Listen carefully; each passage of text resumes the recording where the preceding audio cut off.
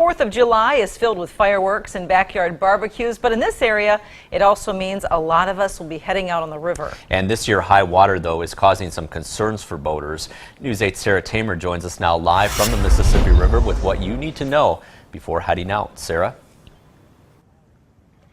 So it's not something most people aren't already aware of. If you're going to be out on the water, there's a few things you need to keep in mind. Take a look at this.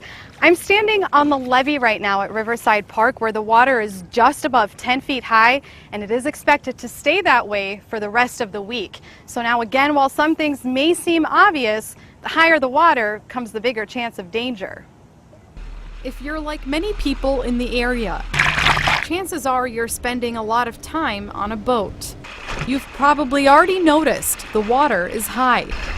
And if you think it's no big deal, you might want to think again. The river level is still up over 10 feet, and it's projected to be above that stage through the weekend. This causes debris to get pulled into the water, making it tough to know what's under. There will be things in the water, trees and branches and other things that just happen to get dislodged, maybe even off the shoreline or get dislodged from the bottom that come up. And that does create a safety concern, damage to motors and the boats themselves. Sergeant Tom Walsh says it's also important to watch out for no wake zones on developed shorelines. You know, with all the added traffic out here, it might not be the best time to be out doing the tubing and the water skiing. It may be just one of those things. Go out for a nice little ride. Make sure that you're staying aware of the slow no wake and watch out for everybody else. It's harder to swim. It's harder to maintain a position with a boat.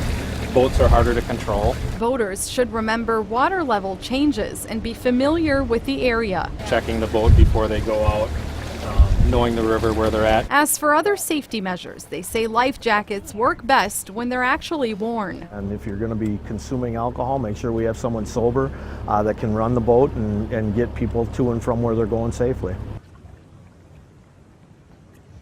Now, just some little things to keep in mind as well. Make sure your lights on your boats are working properly as well, from the front and the back, so that when it gets dark outside, you can actually see where you're going.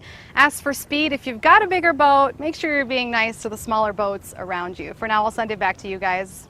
All right, thanks a lot, Sarah. And the Boat Patrol will be out this week, keeping an eye on things on the river.